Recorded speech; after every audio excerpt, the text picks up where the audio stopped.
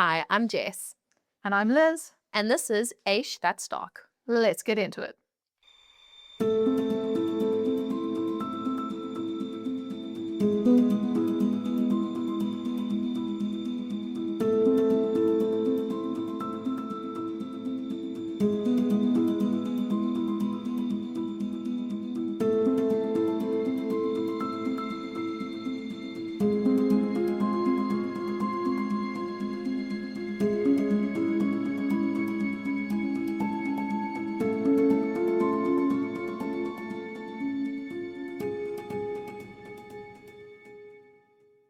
Hi, and welcome to Aish That's Dark, the show where we talk about the most messed up, haunting, deeply South African stories you didn't learn in school. I'm Jess, and today I've done the research, so I'll be leading you through the darkness today. And I'm Liz, and I'm here to react appropriately, which in this podcast means saying Aish approximately 40 times during this episode. I think that number is a little low, but we'll see how it goes. And your job is highly important in this podcast. Very, very important, like deeply skilled. Years of training. So what I want to say very quickly before we get into this podcast is that it is very victim-centered. These are real people and real families that we are talking about. So we obviously don't want to make fun of the victims. We want to take time with them. We want to give you their names. We want to give you the full story, the context about everything. And because it is South African history, it is a lot. And sometimes the stories don't make sense without their full background and the roots of where it comes from. Almost like the soil of the story. Right. So what is the theme for today? Because you did the research. Can you please give us a little hint of what we will be talking about today? Of course. So today we're talking about Black December. This is a tragedy in South African history where 9 victims got attacked by sharks in the KwaZulu-Natal beaches. And unfortunately, 6 of them passed away. Oh my So that is goodness. what we're going to be talking about today. So hold on to your butts and let's get into it. I love that we're starting like this whole thing with a soil metaphor when we are literally about to start talking about the ocean, which I think for you was a little bit of a challenge, wasn't it, Jess? Yeah, I don't know if I should have started this episode, this topic, to be honest, because I am terrified of the ocean. I do not go into it. I have massive respect for it, but yeah, we've only explored about 5% of the ocean, so No, the ocean is terrifying. I It is. completely agree with you. It's absolutely terrifying. But a good ocean swim is nice as long as you can feel the sand beneath your feet. as long as I can see my feet, Yeah. yeah. Yeah, I think that's very appropriate. But yes, please, Jess, lead us through this very dark, deep story. Will do. So it's a bit of an old-timey case. Well, old-timey, it's like in the 50s. So I don't know, some people might like it. Some people might prefer a bit of a modern story. We will do a bit of a combination here, but let's get started. So it is December 1957, and the South Coast of Natal is doing what the South Coast of Natal does in December. It is thriving. It is jumping with people. People are, Vibes are vibing. yeah, they're living their best life. Yeah, they are just going down and they don't care. Like they finish their school stuff and everyone just wants to go to the beach. Exactly, So if you know South Africa, you know what December feels like. The school's closed, the cousins have arrived, the road to Durban is gridlocked from Joburg all the way down because half the Houfeld has decided simultaneously that they need to be at the beach. The month when anything goes, when the bride's always on, when the music is always too loud, and when nobody is going to bed at a reasonable hour. It's like also the time when you listen to the same cassette in the car because it didn't have CD players at the time yet. So you would just listen either to an audio story that was told by RSG or you would listen to the same crappy recordings that your parents put into the car. It was always the same tape. It's in moments like this when I realize how much older you are than me. That is true. We will get into that a bit later. But let's just continue with your story. Shall we? So 1957, the people making their way to the Natal coast were mostly white middle-class families. This was because of the height of apartheid. And we need to sit with that context for a moment because it does shape everything. Who was on those beaches and who had access to what. Yeah, it's something that we have to speak about, even though it is like a very, very dark spot on our country's history. And it's something we're not proud of. Yeah. We still need to talk about it, because it happened and we can't just ignore that it is part of our history. Yeah, and it no, we is can't. important in this context. We need to Yeah. understand who was coming down to those beaches and why certain, I want to say, demographic might have been targeted in that sense. Okay, damn. These families were coming from Joburg, Pretoria, the Vaal, piling into their cars, heading to the little coastal towns on what they called the South Coast, Margate, Uvongo, Port Edward, Scarborough. These beaches were whites only, enforced by law. The black South Africans were allocated separate, mostly barren stretches of coastline, no amenities, no lifeguards, often near sewage outflows. That is a crime against humanity. It truly is. It disgusts me. Yeah. So we hold this in the room throughout this whole episode because it really is something that it just blows my mind how far we've come, and it's just mind-blowing. But I'm so glad that we have come as far as we have, and we're proud of who we are as a nation together as one. Yeah, despite all the difficulties we still face today, but looking back, we've come so far, and I'm glad, that the youth of South Africa, there is something to be said about that, because I think they are looking toward a future where everybody, no matter of race, gender, or demographic, they are accepted into every space equally. And that is something to be proud of, yeah. Definitely. And the United Nation. Yeah.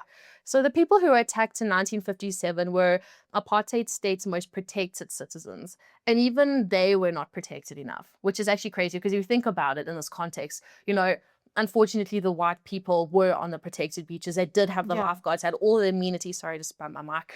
They had all of that, and they still had to deal with these attacks, and they still were in danger of this. But then it also just shows you, like, if there is an attack that happens on a beach, the one who performed the attack was blind to race. Exactly. So, I mean, it could have happened to literally anyone. Yeah. So on the surface, on those early December days of 1957, nothing looked wrong. The Indian Ocean was warm and green, the waves were good, the ice cream shops were open, children had been let loose on the beach after a long school year. You can always smell it. The sunscreen and hot chips and the salt. It's just such nostalgia. I will accurately say, even though I wasn't born in 1957, I remember that nostalgia. Chip and Dip was on the beach. They had the little ice cream trucks going off with their bells. And no, you could smell the sunscreen. Yeah. It was thick. It was in the air. It was sticky. It was everywhere. I still feel like when I smell sunscreen now, I get reminded of those memories. Oh, absolutely. Because your mother would absolutely pile it onto you. And you would be the palest kid on that beach. You would be glowing. Yes. Like from all of the sunscreen. So I assume, like, basically this is about shark attacks, right? And it's 1957. So Jaws hadn't come out yet. No, not at all. Jaws was only released, like, if I think correctly, like 1970s, like close to like 1975, like 1977, somewhere there. Please correct me if I'm wrong. No, but exactly, because people hadn't learned to be scared of sharks yet. Yeah, it was like sharks, never heard of them. Yes. What is that? So yeah, a shark attack in 1957 was still a freak event. It was uncommon, unpredictable, tragic, but it's not something you build your holiday plans around. The ocean is the ocean. You go and you swim, you come out. Unless you don't. Oh heavens. No, don't do that. I like my little ocean holidays whenever we go. But also, let's be honest, like the beaches and the water in like Margate, or if you go to Durban side, the water is not clear enough. No, not at all. And now you're telling me, like, hey, people were bitten and eaten by sharks. I'm not comfortable with this, but please do continue for the sake of our listeners. I just want to give an overall trigger warning for death and shark attacks because, it is going to be a little bit gruesome. So if it's not for you, then maybe skip over some of the attacks. But I will give you a little warning. A warning like before I right talk before. about it. Yeah. Okay. So first I want to talk about how a shark finds you and why you look like dinner. Oh, that's fantastic. Thank you. You're welcome. Yes. I don't look like a snack. I look like dinner. Yeah. Okay. So before we go into the water with these people that were there, I need to take a moment to explain how a shark actually hunts. Because once you understand it, you understand what happened on the Natal coast, December 1957. And you understand why it wasn't random. It was not bad luck. It was a combination of physics and biology meeting a set of conditions that we created. Oof. So how does a shark find you? It starts with sound. It's not the sound of the Jaws theme going. I wish it was, but you at least know that they're there. Oh yeah, then you would have a soundtrack to your demise, so you would be warned preemptively to get out of the water. Yeah, or at least you have an epic background to your death. Oh my gosh. Yeah, that would be great. That would be great. Okay, a shark's most acute long-range sense is hearing. They detect low-frequency vibrations in the water, particularly sounds in the 20 to 300 hertz range. They are especially drawn to irregular pulsing sounds below 40 hertz. That is the precise frequency range produced by a struggling, injured, or distressed animal, a wounded fish, a swimmer in trouble, or even a child splashing excitedly in the shallows. That took a very dark turn. You went from like a wounded fish and then a swimmer in trouble, and then you jump to like, oh, and a child having fun. It's like all of those multiple different scenarios, but we're all on the same frequency. If your child is having fun, it's the same as someone being injured. So just bear that in mind, parents. I would also like to make note that if you're swimming with a dog, you are more likely to get attacked by a shark because of the frequency of the dog swimming in the water. Okay, well, as long as the dog is fine. Yeah. So I don't care. Like, let the dog go. So sharks can detect these signals from hundreds of meters away. Some research puts it at up to 800 meters from strong disturbance sounds. That's the length of 8 football fields. You cannot see a shark from 800 meters. The shark, however, has already registered you and started moving to investigate. That is creepy. So the shark is already stalking you and you don't know if it's You're just living your best life, enjoying the nice warm ocean, and a shark literally knows you're there and is coming and swimming up and being like, oh, what are you? That is like dating in 2026. It is absolutely like dating to it. I wouldn't know because I'm married, but I feel for you. Oh, it's a horror scene. It's much like the one that you're currently painting. So thank you for that. So the shark is coming, and as it gets closer, the smell kicks in. Sharks can detect certain chemical compounds, amino acids, blood, at concentrations as low as 1 part per million. To give you a sense of what that means, 1 part per million is 1 drop of liquid in an Olympic swimming pool. A great white can smell a meaningful concentration of blood from up to 5 kilometers away, depending on the currents, of course. Okay, wait. So let's say I was a little child. I was playing on the beach, running around, la la la la la, cut my toe on a rock, which it happened to all of us. Let's not even lie about that fact. But it's like a tiny little cut. You go to your mom, she's like, oh, you poor thing. It doesn't need a Band-Aid because first of all, we're on the beach. You're not going to put on a sandy Band-Aid. Yeah. And second of all, just go. The salt water will be good for it. So you're telling me that you, unknowingly, with your little stubby little toe that drips blood, is currently being hunted by a shark. Yes, from 5 kilometers away. And your splashing in the water as a child is unfortunately bringing a shark in because it's investigating. Even faster. He's like, oh my gosh, there's blood and they're struggling. Count me in. Yes, that sounds like dinner. It's actually really terrifying. I don't know why I'm laughing about this. I think I'm just scared.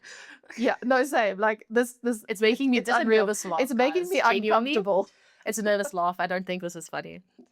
So now think about the Natal waters in December 1957. Thinking about what was already in the water, weeks of whaling operations offshore, blood, whale tissue, carcass material moving through the currents, flooding that had washed dead livestock and organic matter down every river system into the sea. The olfactory signal in those waters was not subtle. It had been building for weeks. It was, to a shark, the equivalent of a neon sign. But, okay, obviously regulations and people dumping their waste into the ocean, it's being better controlled nowadays. Yeah. But I would assume like, oh, sorry to interrupt you.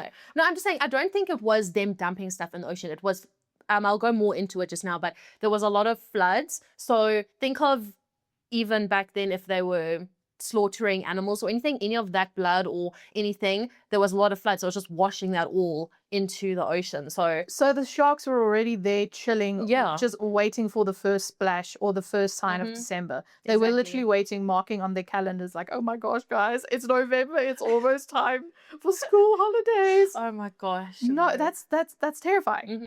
They were already there, like before anyone even got into the water. Exactly. They were just waiting for the tourists. Ugh. So at a close range comes the lateral line on a shark. This is one of my favorite things about sharks in a completely terrifying way. Running along both sides of a shark's body and over its entire head is a system of fluid-filled canals sitting just under the skin. So these connect to the outside water through tiny pores. The system detects pressure changes and water movement. And in murky water, and the flooding had made all the coastal waters significantly more murky than usual. So this becomes their dominant sense. The shark doesn't need to see you, it can feel you. The way you move creates a pressure wave in the water that the lateral line reads like a map.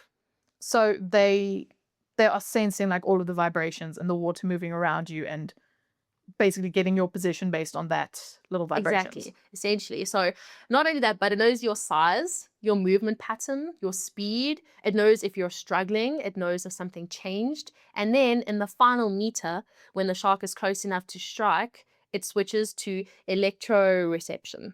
It's actually crazy though, because these sharks they are insane hunters. The way that they are just built to pick up this, it's such an amazing They were literally phenomenon. made for this.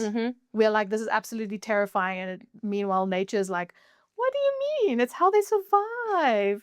Don't know, man. Oh my gosh. So they have tiny gel-filled pores around their snouts. They're called the ampullae of Lorenzini. Ooh, fancy. They detect the bioelectric field produced by every living animal's muscle contractions and heartbeat. Damn. A great white can sense electrical fields as weak as 1/millionth of a volt.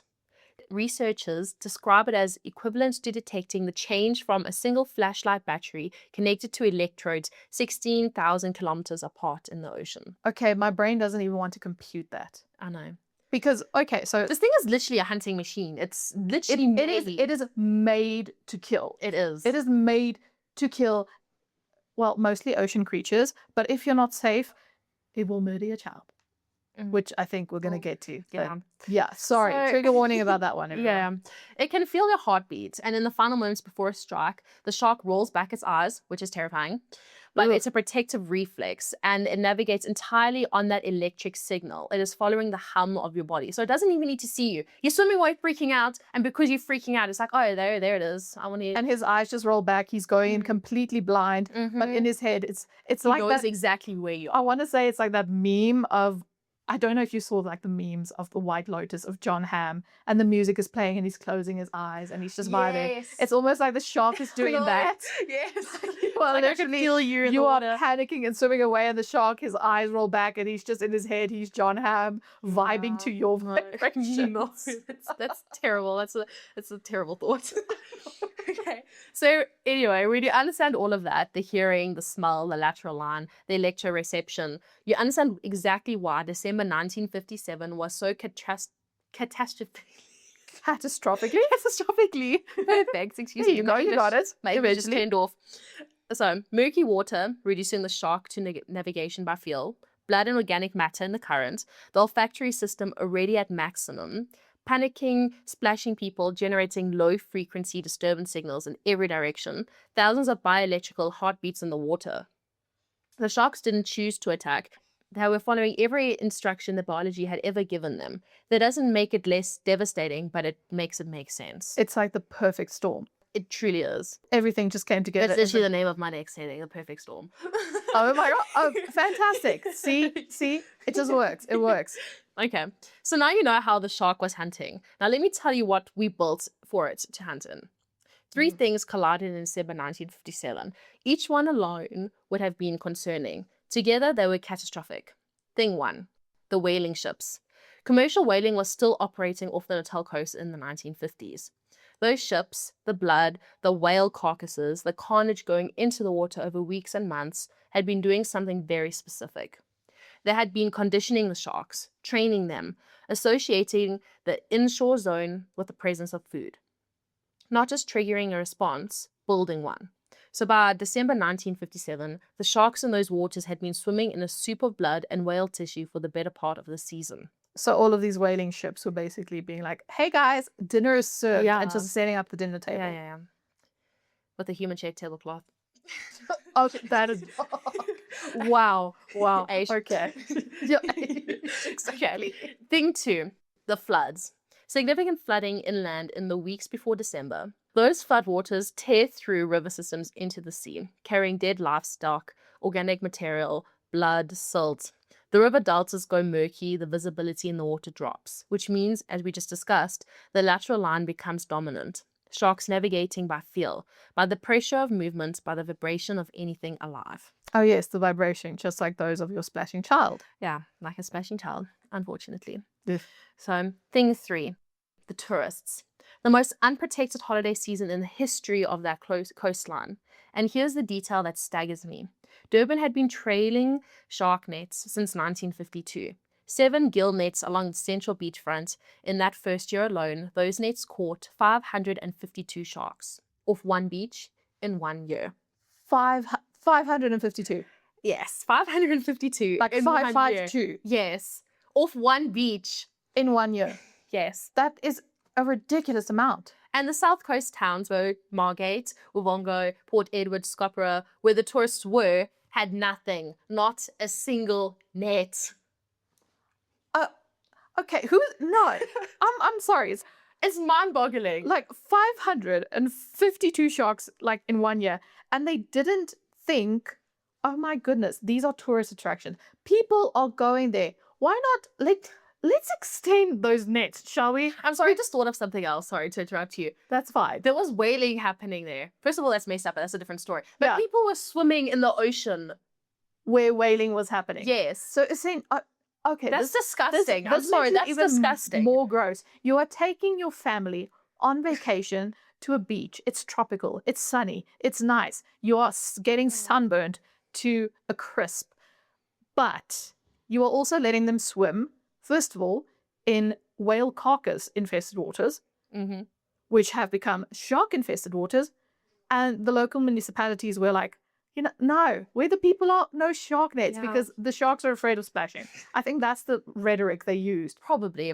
But also, in 1957, as we did say, like, no one had really been, sharks were, It wasn't a they thing. weren't a real threat, Jaws Yeah, if hadn't there come was a out. shark It wasn't attack- like all these scary movies of sharks were circling and Yeah. people were like, oh my gosh, it's something to be scared of. Or if It someone was was an attacked by a unknown- shark, it was an one unknown person threat, yeah. and it was an unknown threat and they were in the middle of the ocean where it Exactly. made sense. But on the 18th of December in 1957, the first guest arrived. You mean the first meal? Probably the first shark. Okay. So, just a trigger warning, I'm going to be talking about the people who did get attacked, and some of them did pass away from these shark attacks. All right. So, Robert Wherley was 16 years old. It was the 18th of December, the first real day of the school holidays, and he was body surfing off Carradine Beach. Is that how you pronounce it? I think it's Carradine, yeah. A spot just south of Durban on the northern edge of the South Coast holiday strip. Body surfing in 1957 means no board, just your body in the wave. Timing the swell, the water doing the work, it is a joyful, physical, and completely exposed way to be in the ocean. It is really fun to do body surf in the ocean. Like you time it just right and you see the wave is a little too high so you go underneath. Yeah. I mean, it's absolutely enjoyable, but I feel like this story is not going to be as It's not going to have a enjoyable. happy ending, unfortunately. Oh, gosh. Okay, so Robert is body surfing and he feels something brush against his leg. I don't know if The you- worst any fear of you- everyone. I don't know if any of you have felt a shark skin, but it is rough. It is like sandpaper. Imagine feeling that. You know it's not a fish or something. But also your The first terror. instinct is not going to be like, oh my goodness, it's a shark. Now it Maybe is a because rock we are or- like so conditioned to now think of shark attacks. Mm. But you're going to think, oh, it's a very rough rock or a sea plant or I don't know, something of that. So that's how it starts. Not a bite, a brush, a pressure change. The shark's lateral line registering his body, the animal investigating. The thing you don't see, the thing you can't see in the murky water until it's too late. Then he saw the dorsal fin cut the surface. Oh, no, immediately no. You jump out of that water. And in a fraction of a second, the shark struck. Robert Wheely's left leg was severed at the knee.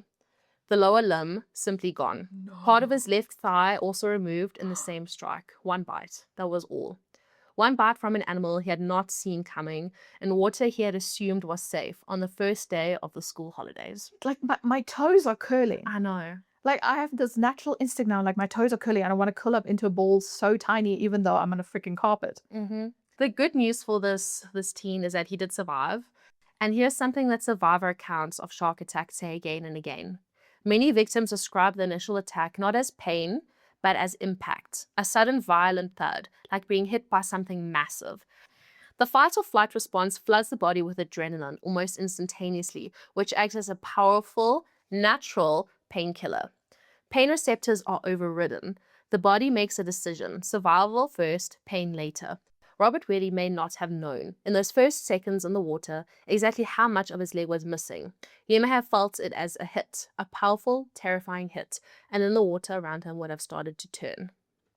Yeah, he might not have actually known that he was bitten by a shark until he looked down at his right thigh, because it took a very big chunk. You know, there's probably a good chance he didn't even know it was a shark until he was like, oh. That is true. Exactly. He might not have known exactly what hit him. It could have been another person with a little paddle boat or something. He might not even known that he was bitten by anything until he saw the water, and that detail haunts me.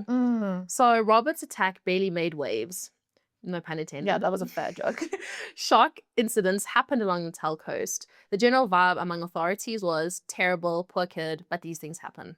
And the beach stayed open. Yeah, the people who didn't install shark nets were like, come on, these things happen. It's just an incident. You can walk it off. It's just an incident for those who like F1. It's okay. We're talking about something serious. Let's recompose. Let's recompose. So 2 days later, 2 days, December the 18th, on Uvongo Beach, Allan Green was 15 years old. Also very young. Yeah. I want you to picture him for a moment. Properly picture him. 15 years old, first week of school holidays at the beach. The summer stretching wide open in front of him. He waded into the water, not surfing, not diving out deep, not doing anything daring, standing in the shallows, waist deep, maybe knee deep. The way every single person listening to this has stood in the ocean 100 times before the sand is hot and the water is cool and there is nothing more ordinary and safe feeling in the world. That was beautifully put, because it was. But also, just what he said, this is why I don't get into the ocean. People are like, oh no, you'll be fine if you just like knee deep, waist deep. And I'm like, excuse me? Yeah, like, excuse me, have you seen the creatures in the ocean? But no, that's how all of us have stood, because it would be like that first day, you get there, you go to the beach, you're so excited. It's like you haven't even unpacked yet. You just like throw your things on the bed and you want to go to the beach. You were driving in that car for 5 hours with your swimsuit on. And then you get to the beach first, not even going to your wherever you're going to stay, to the caravan park or whatever. And you go into those waters, children would run, the older people would walk, and you would just stand there and just feel the waves kind of rushing around your legs. Yeah. And just take a deep breath peaceful. And then be like, all your stress would just melt off your shoulders, and it would just be like, I'm safe, you know? Well, apparently not. No. There were people on the beach who witnessed what happened next. They heard Allan Green screaming. They watched the shark's tail lashing at the surface. The Natal Mercury the next morning, in that blunt, breathless newspaper language of the era, the giant shark attacked and killed Allan Green. It killed him. Yes, it did kill him, unfortunately. But how, like, insensitive that is so tasteless and insensitive. So, unfortunately, there were severe injuries and he passed away. And I won't detail them further because the record is incomplete. But what needs to be recorded is this. Allan Green was 15 years old, standing in the shallows on his school holidays, and he did not come home. That is absolutely tragic. It really is. Like he was just standing in the shallows. He's so young. Like, imagine, like, I remember when I was 15, I didn't know anything. I was like... At 15 years old, you are literally a baby. Thinking, okay, high school sucks. Yes. And it can't get worse than this. But in the grand scheme of things, it's just, you have so much to look forward to and to live for. And no, it's absolutely tragic. It really is. So after Allan's death, the response was to consult experts. The experts available in 1957 were largely anglers. One experienced angler told the reporters, and this is directly from the historical record, that the shark might attack again once having tasted human blood. This is not particularly useful scientifically, but it is what they had. A light aircraft began flying coastal patrols. A local angling club held a meeting. A fund was opened in Margate to sponsor anti-shark measures at Uvongo. I just want to say that it is actually inaccurate to say that a shark will attack again after having tasted human blood. Like, I heard that all the time when I was a child. And then... yeah, that is true. Yeah, like, I always heard of stories where someone was attacked by a shark and then like, oh, no, wait till I killed that shark because it had tasted human blood and now they're going to attack again.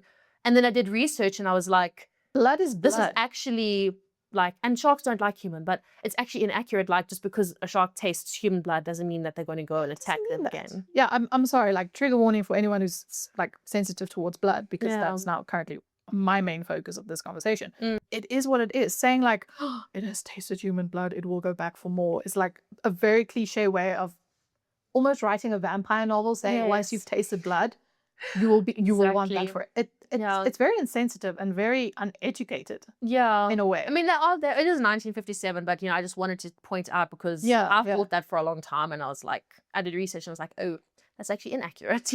Very extremely inaccurate. It also kind of personifies the shark a bit more and makes it more It evil. does. It's like, oh, the shark all of a sudden loves humans, and I'm like, no, it's just literally hunting for food. Yeah, it was like, oh, I got and the food water's here. murky, so I didn't Yeah. even know what it's hunting, really.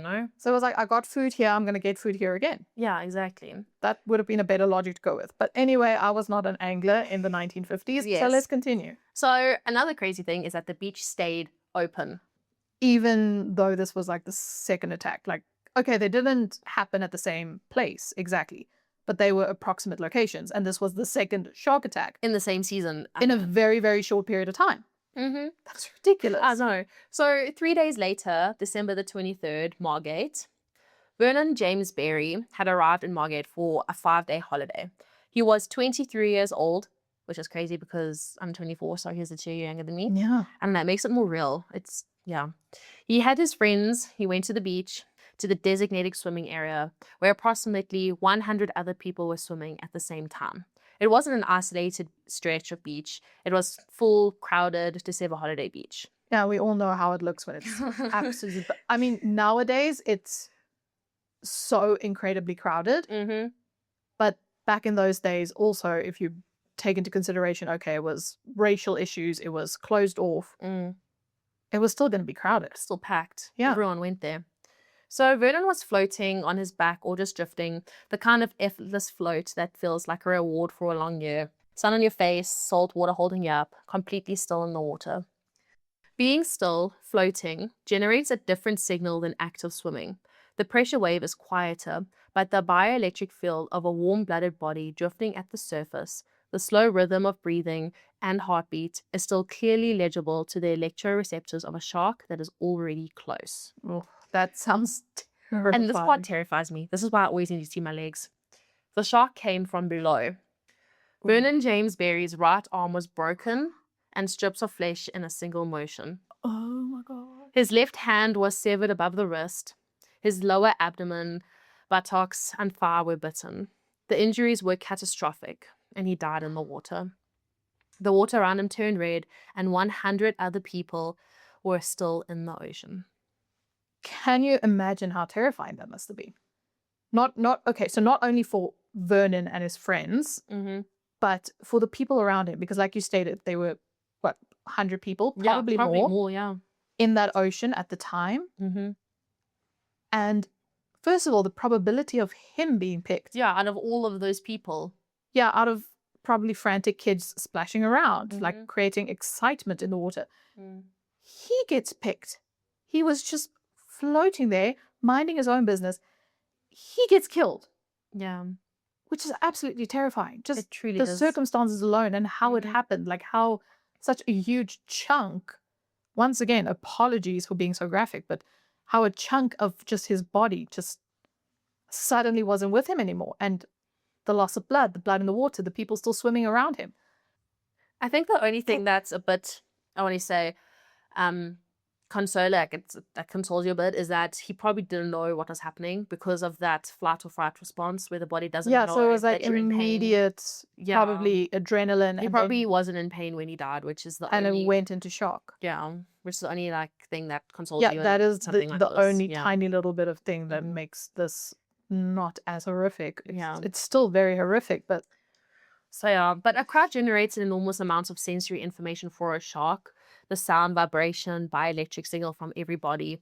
Vernon James Berry was 23 years old on a 5-day holiday. And I just want to say his name clearly and slowly because he deserved to have his name said. Like, he was literally 1 year younger than me.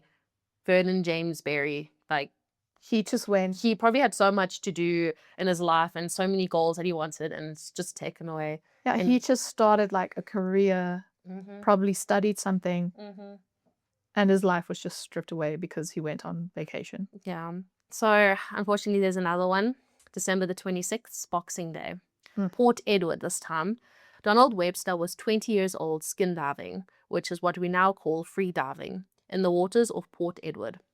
The attack came for his head and neck. Severe lacerations, catastrophic trauma. By every measure of probability, Donald Webster should not have survived what was done to his body in those few seconds. But somehow, he did. What? I know, it's crazy. So, like you said, lacerations to the head and neck. Your carotid arteries are. Yeah. Which, if it gets cut, it's you're done for. You're gone, yeah. Unless you get immediate medical attention. And that man survived. Yep. Also being 20 years old, that's incredibly young. I know. Imagine having that story. It's like, oh yeah, it's just free diving and, you know, the shark attacked me. And then I got my face chewed off. That is absolutely, it's horrific. I'm sorry I'm laughing, but you just cannot come to terms with it. And it's like very absurd, but it somehow still happened. And the fact that he survived. So then December the 30th, back to Margate, the same beach where Vernon James Berry had died 7 days before. Julia Painting, sorry, can you just, that name, Julia Painting, like, isn't it gorgeous? It's actually very beautiful. Julia Painting. I know. I heard it and I was like, damn. It's a gorgeous name. It's such a, I don't know, it's a peaceful name. It is. It really is. It's a lovely name. And she was only 14 years old. Oh, no. She was visiting from Zimbabwe, which was then Rhodesia, on a family holiday. She was wading, not swimming out, not surfing, not doing anything that a reasonable person in 1957 would have thought twice about. Walking into the ocean to cool off the way you do. A spotted plane had just passed overhead minutes before Julia walked into the water, the closest thing to an all clear that anyone could give. The attack came without warning. Julia's left arm was severed at the shoulder. Her torso was bitten. Her thigh was lacerated. The sheer volume of trauma inflicted in those seconds should have killed her. She survived. What? I know. And after 6 hours of surgery and multiple blood transfusions, 6 hours on an operating table for a 14-year-old girl had been waiting at the beach. No. She survived. It's genuinely a miracle. I'm getting chills. I know. The amount of damage. And then she survived. I know. I'm just saying, I know 6 hours is a long time, but after all that trauma, only 6 hours for surgeons to repair your body. In that moment, if that was your child and you saw, first of all, the damage that had happened and you would think, this is it. She is dying. Yeah. An ambulance comes. Obviously, she's losing huge amounts of blood, which explains the transfusions. And then to have to wait 6 excruciating hours to hear of any news of whether your daughter survived or not. Yeah. And she was also just a baby. 14 is so young. It's a baby. But the water, like, you know, turned red where she had been, obviously. And the plane had just passed. It came from nowhere, imagine. Oh, no. No. No. But it does tell you something critical. No spotter aircraft can see a shark through murky water from altitude. By the time the plane had passed and cleared the area, the shark was already there, already beneath the surface, already reading the signals. The all clear was meaningless. That is kind of sad that, okay, at that time they were being proactive. I mean, I don't know if they've put up the nets yet at all. That would have been a great help. That would have been great, yeah. But okay, so they were being a little bit proactive, doing something for the community. But we all know that the waters, specifically around KwaZulu-Natal, is very murky. So it's a bit redundant to do that in the first place if you cannot see the water clearly. Yeah. I don't if they knew what they were looking for, honestly. That's the other thing, because, okay, they knew there was an onslaught of shark attacks during that time, but had they actually seen studies of it, or had they done their research to actually know this is a shark silhouette or that's a whale silhouette? It's completely unfounded, and also it's just shocking that poor girl, 14 years old. Her whole life is completely changed, completely different now, you know?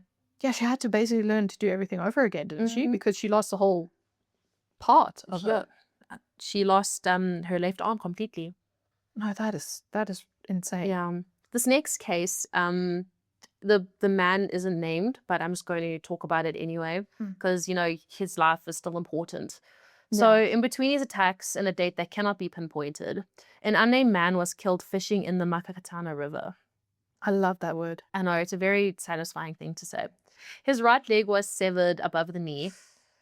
He was not in the surf. He was not swimming. He was fishing in a river, which tells us the attacker was almost certainly a bull shark, the only species large enough and comfortable enough to be in fresh water and to operate in a river. That is also absolutely terrifying. Yeah. Ocean, sure. It River? swam up the estuary into the river and it killed a man who was fishing. He was fishing. Mm-hmm. He was looking for food for his family. Yeah. And a shark just came along and decided, you know what, that man. Mm-hmm. And it's sad, though, because his name is not recorded in any surviving historical document, but his family had people around him, and he went fishing one day and did not come home, and the record did not think to note his name.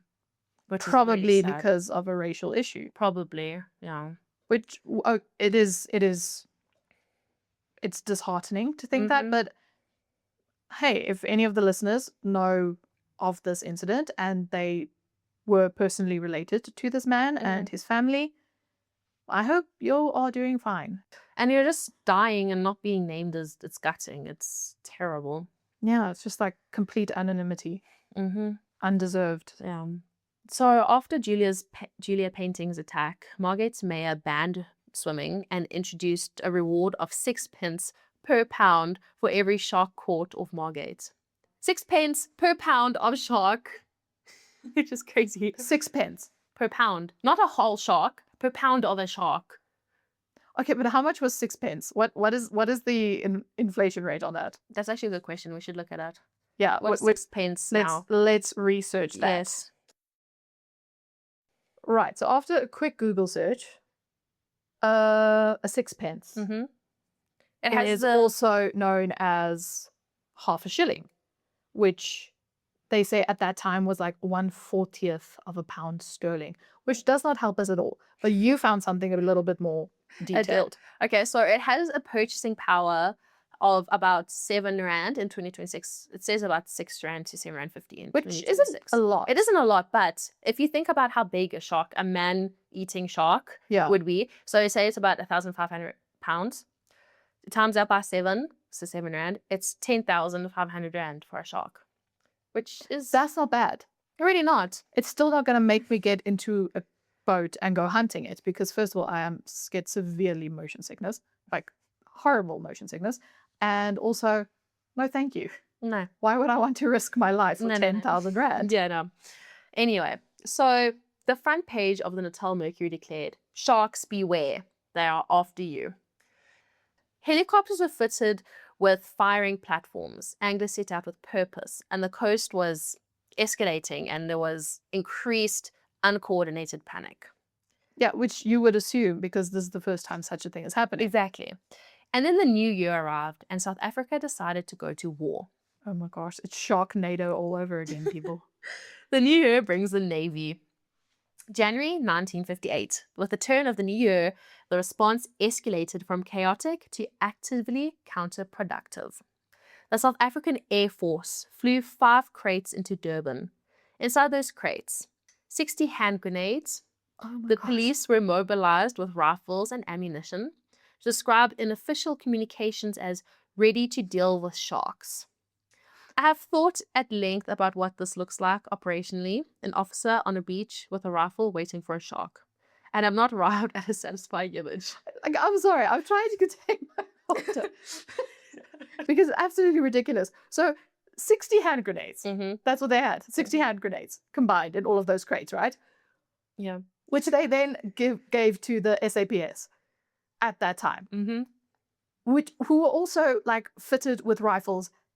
Were they just standing on beaches and I want to say like walkways and boat landings and shores waiting for a shark to go and be like, Like, if a shark attacks you, how are you going to shoot at the shark? You're going to shoot the person by mistake. You don't know, like, what? And also, it has been disproven, like, because of water displacement, if you shoot into the water, the bullet changes I didn't even trajectory. think of that, yes. And then also, you throw a hand grenade into a beach with people. With a bunch of tourists. With a bunch of... I can't, but... Was there any protocol? Like, any That's at all? just what I was going to go Oh my talk gosh. about. There was no protocol. There were only vibes and guns. I would not call those vibes. That is the opposite of a vibe. Vibes and guns, my favorite description of South African government response to anything. Okay, that is accurate. Nowadays, South Africans, let's be honest, we don't give a crap. But as soon as another country messes with us, we are like standing together, tall and proud. And that is true. It's just vibes and guns. Oh my gosh. Okay, but it gets even more crazy. No. So on the 6th of January in 1958, the destroyer SAS Vrystaat arrived off the coast of Margate. I want to let that sentence land. A South African Navy destroyer in the Indian Ocean off a beach town that sold ice cream to fight sharks. And this is real.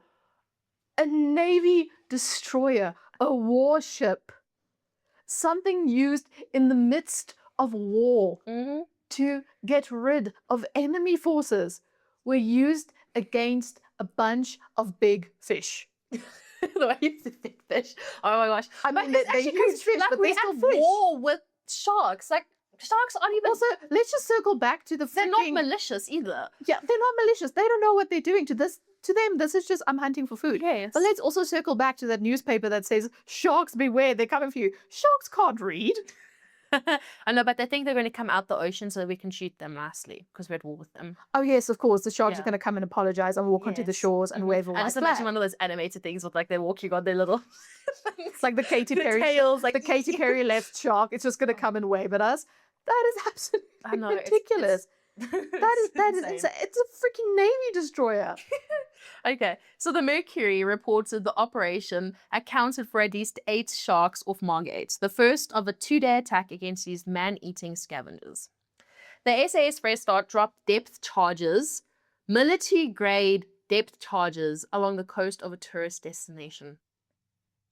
Depth You know, depth charges. charges, like the bombs? Yes. Like, Yes, in a small little beach town. yes, with tourists and everything. That's ridiculous. So this is where it becomes almost darkly funny because the depth charges killed 8 sharks. They also killed hundreds of other fish. Oh my goodness. And of all course. those dead fish, rich in oils, amino acids, and exactly the chemical signals that activate a shark's olfactory system, began drifting through the water column. And what do you think that did?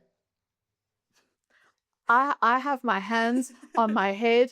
I am sitting in defeat. Isn't that exactly what a shark would love? Exactly. It attracted more sharks to come and feed on the dead fish. Off the beach where the tourist town was, the Navy's shark killing operation had become, inadvertently, the world's largest shark feeding event. They have made it measurably worse with the destroyer. Oh my goodness.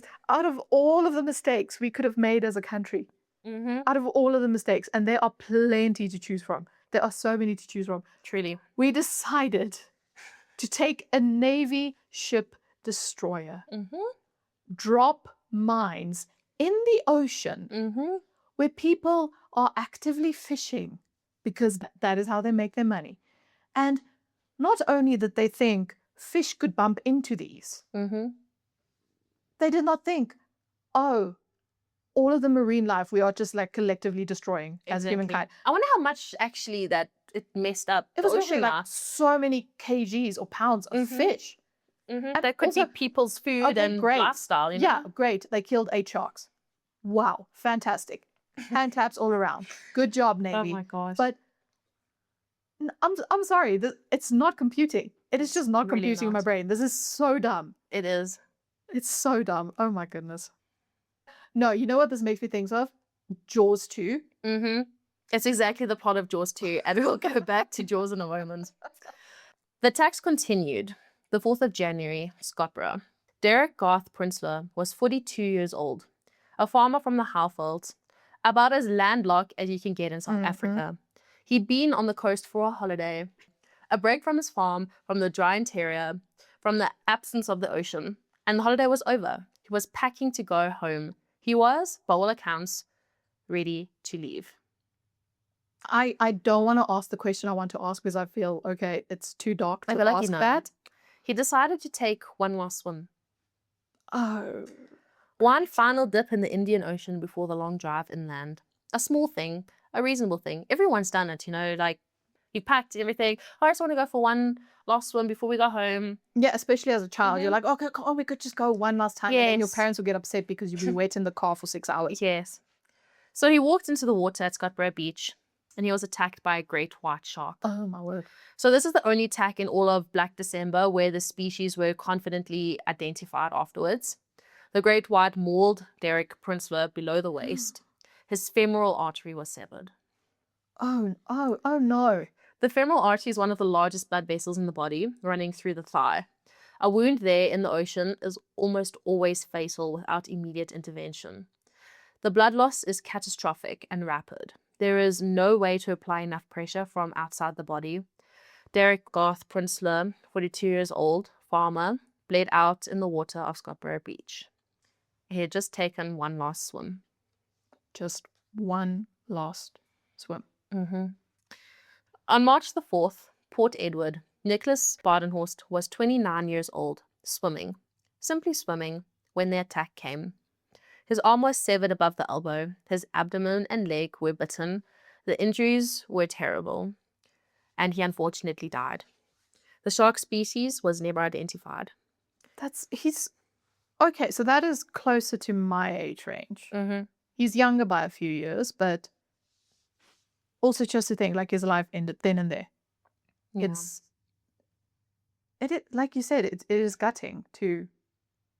And I can't wrap my mind around it because people who are swimming in the ocean, everyone is so happy in that moment. Swimming It's like in the best time of your life. Yeah, it's one Not of the for greatest me, joys. But for the people who do enjoy doing it, it's Oh yeah, for you the it most sounds like a fantastic nightmare. thing. Yeah, for me, I would probably die of a heart attack if someone put me in the ocean. No, but it's so cathartic, and you just release literally everything, and you are just in these natural waters.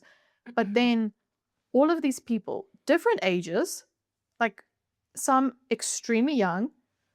I mean, currently the oldest victim being 42 years old, and now this one, 29 years old.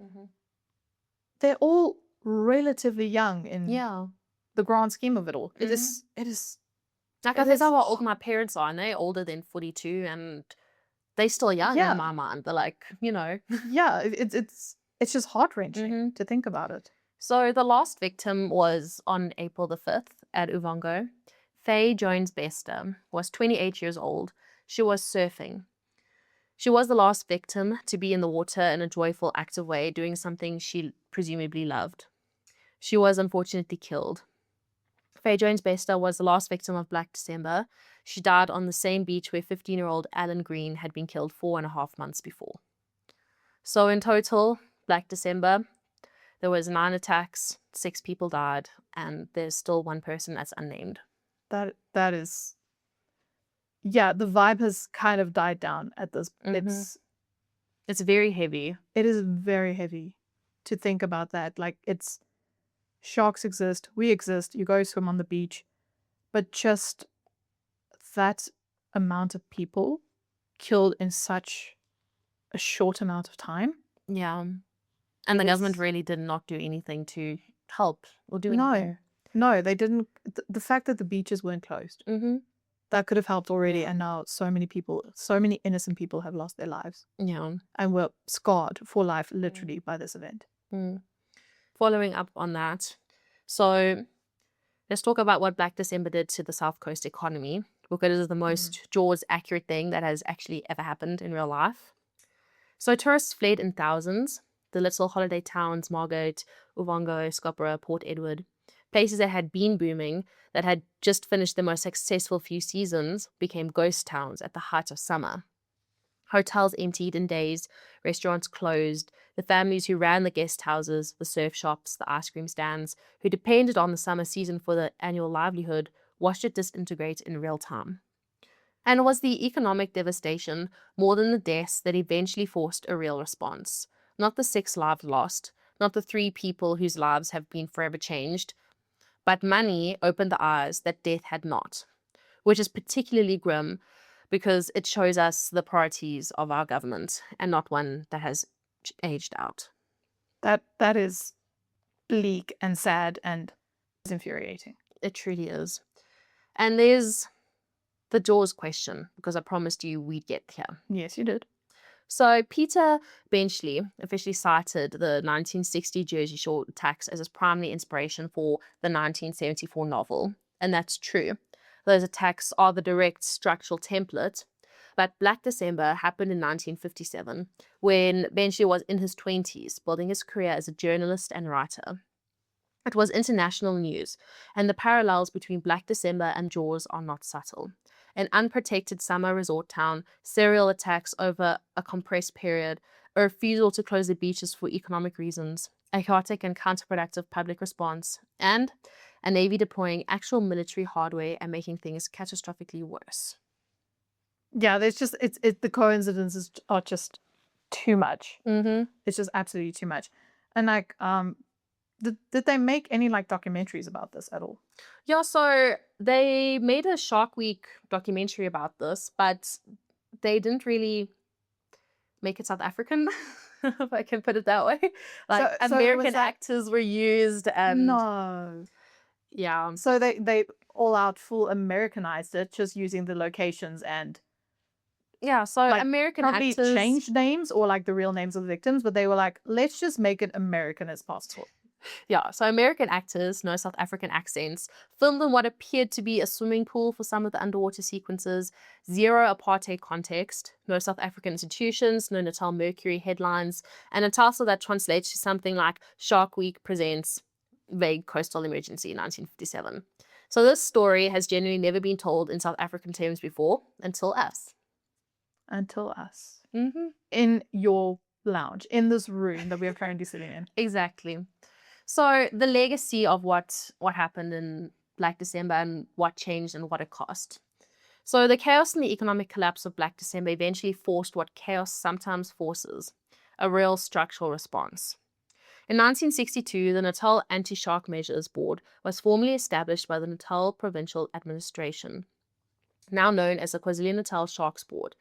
Its mandate was to expand Durban's existing net program to every major swimming beach on the coast. By 1992, the program covered 44.6 kilometers of coastline across 44 beaches. The last successful shark attack at KZN Sharks Board protected beach was 1999. So the program clearly worked. Which is fantastic news, but it's a little too late.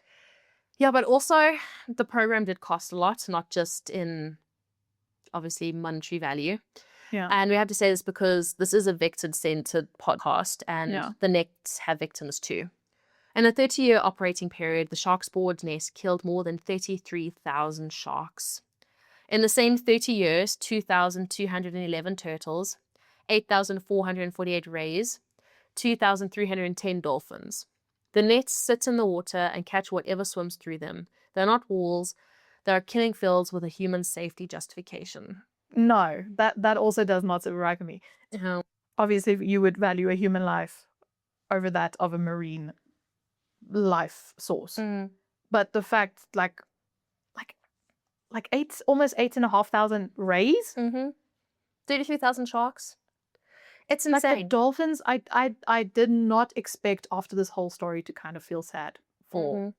Because it also wasn't their fault. It's not like the sharks were being evil and malicious and being like, oh, I want to go hunt No, they were just people. following their natural instincts. Exactly, yeah.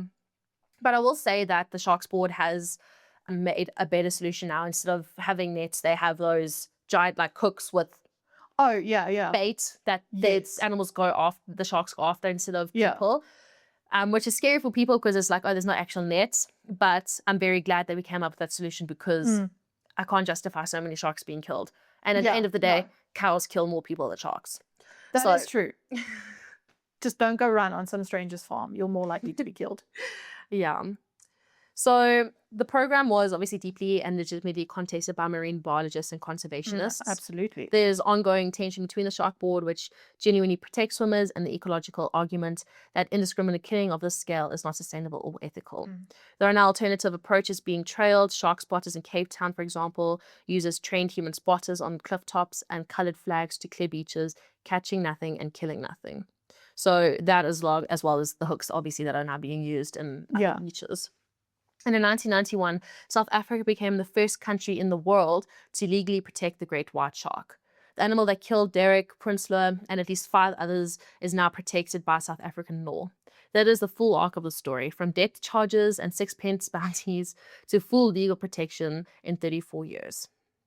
That's a long time as well. 34 years. Thank goodness, at least the great white shark Isn't is that now almost as old as you are? Shush. Give it 2 more years. I was making a very, very nice point, and you went and brought my age into the situation. I'm turning 32. Calm down. But yeah, it's almost as old as I am. Let's not lie. Yeah, at least like marine life is now protected by South African law, and swimmers as well, and surfers, and anyone using the waters of South Africa is protected by South African law. Yeah. Which I think is a good thing. So I just want to talk about sharks a bit, because they aren't the enemy, and unfortunately movies like Jaws did make them seem like the enemy. Make them enemies, yeah. But they're not, they are just animals looking for food, like anyone really. So I want to end with what I think is the most important thing, and that is the sharks that killed 6 people in December 1957 were not evil. They were not road killers. They were not Jaws. They were animals doing exactly what their biology had spent so many years perfecting. They were in these oceans before the trees were on the land. They have survived mass extinctions. They are, in the most literal sense, one of the oldest surviving life forms on this planet. And right now, they are dying. The great white shark, the species we can confidently attribute one Black December attack to, is classified as vulnerable on the IUCN Red List, one step below endangered. Its global population has declined by an estimated 30 to 49% over just 3 generations. There are thought to be fewer than 3,500 great white sharks left in the entire ocean. In Europe, the species is critically endangered. Fewer than 250 mature individuals remain in the Mediterranean. So like 3,500 for the entire ocean. It is actually so sad, because I was wanting to go shark diving, and I wanted to go shark diving because, as much as I'm terrified of the ocean, I have such respect. And, I love sharks. I do so much for the ocean as a whole, and we desperately need them. So I want to see them. And then I did research, and apparently people haven't seen great white sharks in the shark cage diving for forever, because the numbers are decreasing. The numbers are so dwindling, and they are retreating to safer waters. Basically. It's so sad. In areas in South Africa, Southern Africa, where they used to come and breed, it's now people aren't seeing them. No, that is sad. Yeah. But unfortunately for the whole ocean and across all shark species, the picture is even worse. A major 2021 study found that 1 in 3 shark and ray species is now threatened with extinction. The abundance of oceanic sharks and rays has declined by 71% since 1970. Over 100 million sharks are killed every year through commercial fishing, bycatch, finning, and sport hunting. 100 million per year. That is 100 million too much. It is, truly. That is such an incredible amount being killed for sport. And for fun. Bycatch, and just finning, like shark fin soup and stuff. Of course, yeah. That's also a huge problem in other, it makes especially so the Asian sad. Countries. It's a huge problem. It is, yeah. And I know it's like we need them so much. I'll talk about that in a moment. But the Jaws effect is real, and it is documented. After the film came out in 1975, shark tournament fishing exploded. Great whites were hunted for sport, their jaws mounted on walls.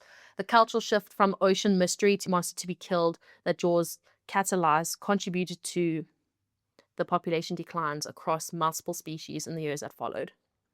That's a lot of ecological damage caused by a single film. It truly is. One movie film, well, not one, I know it's a series, but technically, one franchise did that. Let's be honest, no one is talking about the other Jaws films because they are horrifically bad. But with that being said, like, the first one is the most popular one. It is the one that's a cult classic. It's being watched by generations and will continue. It's instilling that fear in people still. I'm sure that affect is still people are still feeling it. It's alive And and the oceans well, are. and now it's doing such ecological damage. And the science is now saying something very clearly in response. Sharks are not hunting us. The vast majority of interactions with humans are purely investigative. What researchers call test bites, sharks have no hands. Biting is how they gather information. When a shark bites a human and doesn't follow up, it's often because they aren't what they're looking for. We don't have enough fat, we're not seals, and we're not the prey signal they're following. So they just don't like us. Yeah, actually. it's We're not it's just- sassy enough. They are just I mean, that's a very, compliment. That is a compliment, first of all. Thank you, sharks everywhere. But it's also they're curious. And it's like a child where they put everything in their mouth because they want to, it's how they feel things. It's how they're like, oh, curious. this can go in my mouth and this Yes. cannot, or this can go in my mouth but it should not. Yeah, sharks don't have hands. Or People. also, like, if you ever had like a little kitten, it's also how they learn and they play, and they even now, like, they bite you, but they don't They're not actively doing go it and to chew it. hurt They you and yeah. be malicious. They're just Yeah. exploring things. Sorry that I had to compare it to a cat, but that was the only My analogy I cat had in is my head. currently in his T-Rex phase. So Yep. Same. So sharks in marine biology are keystone species. If you remove them from the ecosystem, the whole structure begins to collapse. Without apex predators keeping prey populations in check, mid-level predators explode in number. Those predators consume the fish that graze on algae, the herbivores. And without these herbivores, algae takes over coral reefs. The reef suffocates, the biodiversity collapses, and because coral reefs and seagrass beds are among the ocean's primary carbon sinks, the destruction has direct climate consequences. Seagrass meadows protect the presence of sharks who keep grazing animals moving, preventing them from overfeeding on any single area. They absorb carbon from the atmosphere 35 times faster than a tropical rainforest. Sharks, in a very real sense, are part of our planet's climate system. So sharks are directly but indirectly helping with climate change, helping to avoid climate change on a huge scale. Exactly. And these were also the animals that we were bombing with a Navy ship destroyer. Is that correct? Unfortunately, yes. Yeah, hindsight is always 2020. Yeah. Oh my goodness. So Black December was a tragedy. 6 lives were lost and 3 people, their lives were changed forever. And it happened because of conditions that we created. The wailing blood, the flood runoff, the unprotected beaches, the thrashing crowds of tourists and water that had been primed for weeks. We built the conditions, we set the table, and then we blamed the animal that came to eat. The sharks weren't wrong. The ocean isn't wrong. We just need to understand it better than we did in 1957, and we need to protect what's left of it. Absolutely. And that is Black December. 9 attacks, 6 lives, one summer that changed the coast of KwaZulu-Natal forever. And quietly, one of the origin stories of the ocean conservation movement in South Africa. Absolutely. So before we go, we are going to say the names of the victims once more. And every time from here on out, because in fact, that is the whole point of doing this, is we want to raise awareness and also shine light on the victims who died because of unfortunate circumstances or who were injured because of this. Robert Wherley, Allan Green, Vernon James Berry, Donald Webster, Julia Painting, the man at the MaKakatana River, whose name history did not think to record, but who deserves to be named, Derryck Garth Prinsloo, Nicholas Badenhorst, and Faye Jones-Bester. Their names deserve to be said every time. Definitely. So thank you so much for listening to Aish That's Dark. If this episode is sitting with you, share it, tell someone. That's how we grow. Find us at Aish That's Dark on Instagram and TikTok. We're on all major podcast platforms. Rate us, review us, and send us your South African stories. We read everything. You can send them to aishthat'sdark@gmail.com. And we want your darkest recommendations and your darkest stories, but responsibly dark. Let's not get into messed up territory here. And that's us for today. Stay safe and stay skeptical. And maybe don't take one last swim in the ocean when you're supposed to be heading home to a landlocked farm. We'll see you in the next one.